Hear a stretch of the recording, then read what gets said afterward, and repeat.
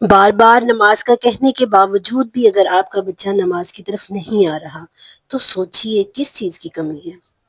کیا حرمت رسول کا نعرہ لگا لینے سے ہم سچے عاشق رسول بن جاتے ہیں؟ اور کیا آپ بھی یہ سمجھتے ہیں کہ آپ سب سے بڑے عاشق رسول ہیں؟ السلام علیکم ورحمۃ اللہ وبرکاتہ۔ آئیے ایک اور صبح کا آغاز قرآن سمجھنے سے کرتے ہیں۔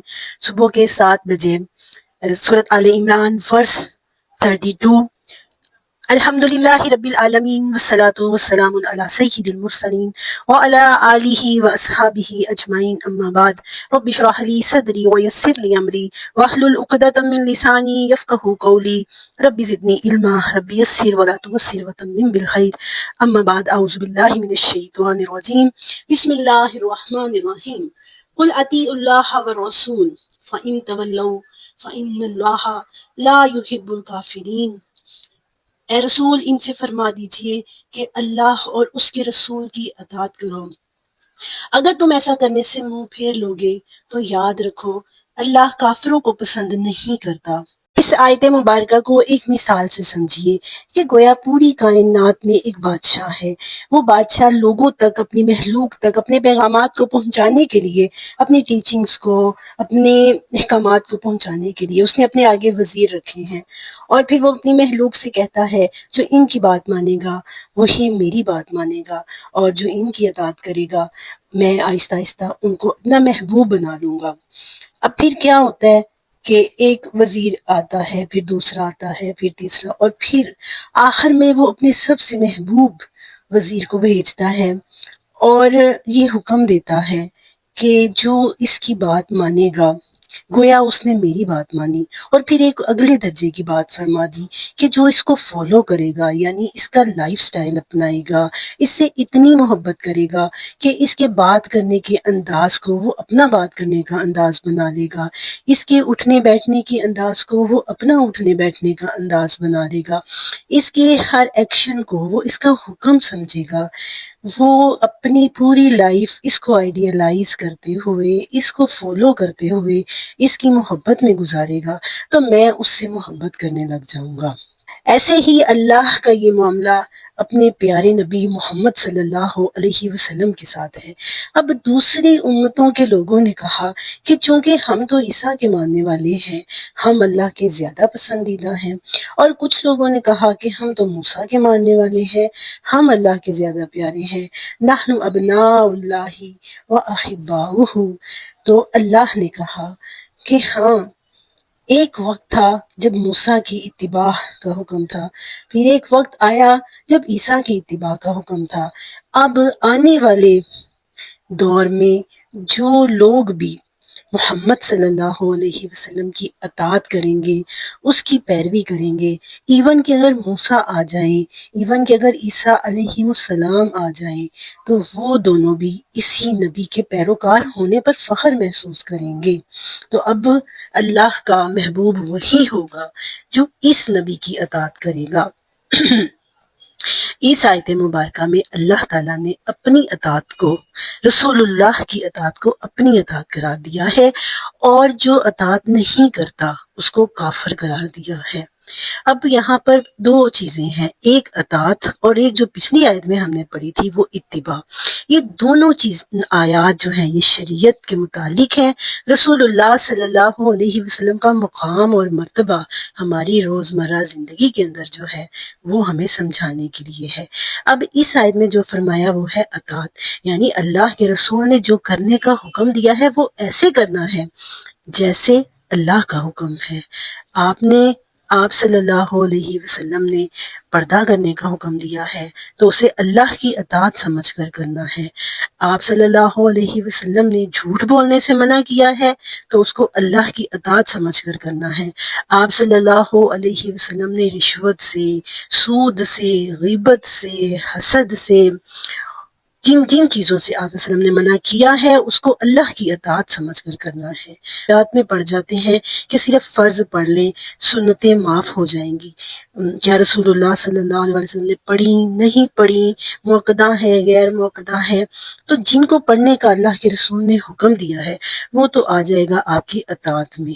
ایک یہاں پر اگلی چیز ہے، اگر اطاعت ہم نہیں نہ کرتے تو پھر ہم کفر کے درجے پر پہنچ جاتے ہیں۔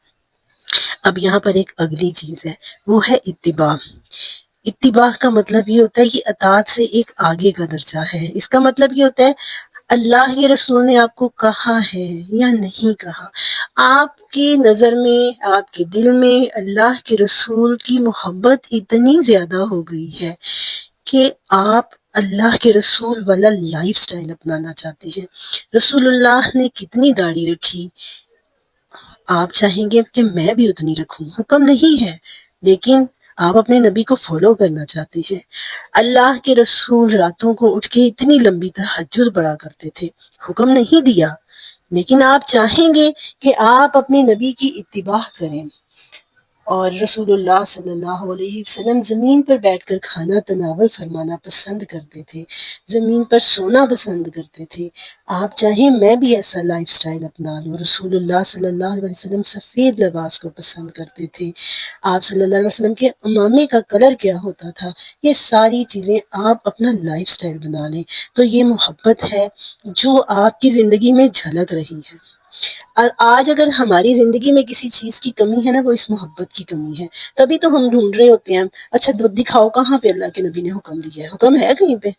ٹھیک ہے میں فرض پڑھ لیتا ہوں، بس فرض پڑھ لیتا ہوں اتنا ہی کافی ہے، حکم دکھاؤ۔ تو یہ محبت کی کمی ہے۔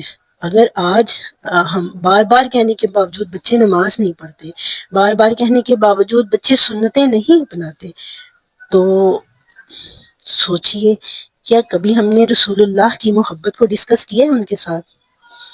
اور خود ہم رسول اللہ کی محبت کے بارے میں کیا جانتے ہیں؟ کیا صرف سال میں 12 ربیع الاول میں بڑا سا میلاد منا لینا اور جیسے ہی وہ میلاد ختم ہوا ہمارے دوپٹے کہاں گئے ہیں، اگلے دن ہمارے گھر میں شادی ہے اور اس شادی میں کیا ہمیں یاد ہے کہ ہم رسول اللہ کے امتی ہیں، یا رسول اللہ کی اطاعت اور رسول اللہ کی اتباع ہم پر لازم ہے؟ کیا آپ کو کسی ویسٹرن کنٹری میں جانے کا موقع مل جاتا ہے اور آپ وہاں جا کر رسول اللہ کے امتی نظر آنا چاہتے ہیں؟ وہ آپ تو چاہتے ہیں کہ میں مسلمان لگوں، نہ کہ میں مسلمان ہوں۔ مطلب ہمیں فخر نہیں ہے ہم مسلمان ہیں، ہمیں فخر نہیں ہے کہ ہم رسول اللہ کے امتی ہیں۔ ہاں نعرے ضرور لگائیں گے دفاع حرمت رسول کے، اور پھر جو ہے وہ میلاد منا لیں گے، نعتوں میں ہم محبت کا اظہار کر لیں گے۔ عمل ہمارا کیا ہے؟ کیا روزمرہ کے معاملات میں کیا ہم یہ چاہتے ہیں کہ ہماری بچیاں بھی ویسی ہی نظر آئیں اور خود ہم جیسی حضرت فاطمہ رضی اللہ تعالیٰ عنہا کی سیرت تھی، حضرت عائشہ کی سیرت تھی اور دوسری امہات کی سیرت تھی، کیا ہم فخر کرتے ہیں؟ آپ یقین کریں میری ایک اسٹوڈنٹ سے بات ہوئی تو اس نے مجھے بتایا کہ میں پسند تو کرتی ہوں دینی جماعتوں کو، میں پسند تو کرتی ہوں لیکن میں صرف اس وجہ سے نہیں جاتی کہ لوگ ان کو ایکسٹریمزم کہتے ہیں۔ میں کسی جماعت کی دعوت نہیں دے رہی، میں صرف یہ بتا رہی ہوں کہ اجتماعیت تو نبی پاک کا حکم ہے کہ آپ اجتماعیت کو اپناؤ، اور صرف اس وجہ سے کسی اجتماعیت کو نہ اپنانا کہ لوگ مجھے اس جماعت میں جانے کی وجہ سے لوگ مجھے ایکسٹریم کہیں گے، ایکسٹریمزم کہیں گے۔ ایکسٹریم ہونے کا میں برقع اس لیے نہیں پہنتی کہ میرے اوپر ایکسٹریمزم ہونے کا جو ہے وہ لیبل لگ جائے گا، اور پھر عجیب باتیں ہم نے کہ جو اندر سے صاف نہیں ہوتے وہی یہ برقعوں کا سہارا لیتے ہیں اور وہی یہ سب کچھ کرتے ہیں۔ یہ ساری باتیں ہم نے بہانے بنا لیے ہوئے ہیں دین سے دور رہنے کے، دین سے دوری اپنانے کے، شریعت سے دوری اپنانے کے، اور دعوے دار ہیں ہم فخر سے ہم کہتے ہیں کون ہے بھلا جو عاشق رسول نہیں ہے؟ میں ہوں سب سے بڑا عاشق رسول۔ لیکن جب اتباع کی باری آتی ہے تو ہم سب سے پیچھے دبک کے بیٹھے ہوتے ہیں، ہمیں شرم محسوس ہوتی ہے سنت پر عمل کرتے ہوئے۔ رسول اللہ صلی اللہ علیہ وسلم نے فرمایا تھا کہ کل امتی یدخلون الجنت، میری ساری کی ساری امت جنت میں چلی جائے گی، الا من ابا، سوائے ان کے جو میرا انکار کریں گے۔ صحابہ نے کہا یا رسول اللہ من ابا، کون ہے جو انکار کرے گا؟ آپ نے فرمایا یعنی جو جنت میں جانے سے انکار کرے گا۔ صحابہ نے کہا وہ کون ہے جو جنت میں جانے سے انکار کرے گا؟ آپ نے فرمایا من اسوانی، جس نے میری نافرمانی کی اس نے میرا انکار کیا۔ آپ نے اپنی بیٹی فاطمہ رضی اللہ تعالیٰ عنہ کو بلا کے کہا کہ میری بیٹی عمل کرو۔ عمل والی زندگی اللہ کے رسول نے ہمیں سکھائی ہے۔ عمل، میری شریعت پر عمل، میرے دین سے محبت، فرما برداری والی زندگی، اطاعت والی زندگی، قربانی والی زندگی، اس کے دین کو سیکھنے والی زندگی، دین پر عمل کرنے والی زندگی۔ سیکھیں گے تو عمل کریں گے نا۔ اللہ نے فرمایا انما یخشی اللہ من عبادہ العلماء، خشیت، خوف اور مجھ سے ڈرتے وہی ہیں جن کے پاس علم ہوتا ہے، جن کے پاس میرے دین کا علم ہوتا ہے۔ سیکھو گے تو ہی تو عمل کرو گے، جب سیکھو گے ہی نہیں تو عمل کیا کرو گے؟ ہم ٹائم نکالیں قرآن سمجھنے کے لیے، حدیث سے محبت کریں۔ حدیث وہ کام جو اللہ کے نبی نے کیا، وہ حکم جو اللہ کے نبی نے دیا، لو بھئی یہ تو حدیث، ہر بات پہ حدیث لے آتے ہیں، ہر بات پہ حدیث کیا ہے؟ حدیث اللہ کے رسول کی بات ہے۔ آپ سمجھیے ہمارے نبی کے وجود کا ایک حصہ ہے حدیث۔ اگر آپ سچے عاشق رسول ہیں اور آپ کو حدیث سے محبت نہیں ہے تو آپ کیسے عاشق رسول ہیں؟ آپ کس محبت کا دعویٰ کرتے ہیں؟ اپنے اندر بھی اللہ کے نبی کے دین کی محبت پیدا کریے، اور اپنی اولاد کے اندر بھی۔ ہمارے اندر نہیں ہوگی نا، ہماری نسلوں میں سے، ہماری اولاد میں سے ختم ہو جائے گی۔ جب ہماری اولاد میں سے ختم ہو جائے گی، ان کی اولاد میں سے بالکل ختم ہو جائے گی۔ اس طرح سے ایک چیز ہماری نسلوں میں ختم ہو جائے گی۔ اپنے گھر میں کم از کم ایک بچہ ایسا ضرور، بلکہ اپنے گھر میں ہمیں یہ اصول بنانا چاہیے کہ ہمارے گھر کا ہر بچہ 2 یا 3 سال دینی تعلیم حاصل کرنے پہ لگائے گا۔ آپ یہ دیکھیے ایران کی مثال ہے ہمارے سامنے، 40 سالہ پابندیوں کے باوجود ان لوگوں نے مثالیں قائم کر دی ہیں علم حاصل کرنے کی، اور اتنی بڑی تعداد ہے وومن سائنٹسٹ کی، لیکن اس کے باوجود دین کی تعلیم حاصل کرنا ان کے ہاں فرض قرار دیا جاتا ہے۔ دین کی تعلیم کو ہمیں اپنے گھروں میں فرض قرار دینا چاہیے۔ ترجمہ، قرآن پاک کا ترجمہ، کم از کم اللہ کے رسول نے فرمایا جو 40 احادیث یاد کر لیتے ہیں نا وہ شہداء میں اس کا شمار ہوگا۔ ہمیں کتنی احادیث یاد ہیں؟ یاد کرنے کا مطلب یہ کہ ان پر عمل بھی کرنا، عمل کرنے کی، ایک حدیث پر عمل، ایک آیت پر عمل زندگی بدل سکتا ہے۔ تو دعوے نہیں چاہیے۔ فرمایا میری ساری امت جنت میں چلی جائے گی سوائے اس کے جو جنت میں جانے سے انکار کرے گا۔ صحابہ نے کہا کون انکار کرے گا؟ آپ نے فرمایا جو میری اطاعت سے محروم ہوگا وہ میرا نافرمان ہوگا۔ ہم کہتے ہیں بس لو لگ گئی ہے اللہ کے نبی کے ساتھ، اس کے امتی ہیں، ہم بخشے جائیں گے۔ کہیں نہ اللہ کے نبی نے یہ کیا تھا، وہ تھے بھائی، وہ تو رسول تھے۔ یہ ایک ہمارے اندر کنسیپٹ پیدا کیا کہ وہ کوئی ایکسٹرا آرڈنری چیز تھے۔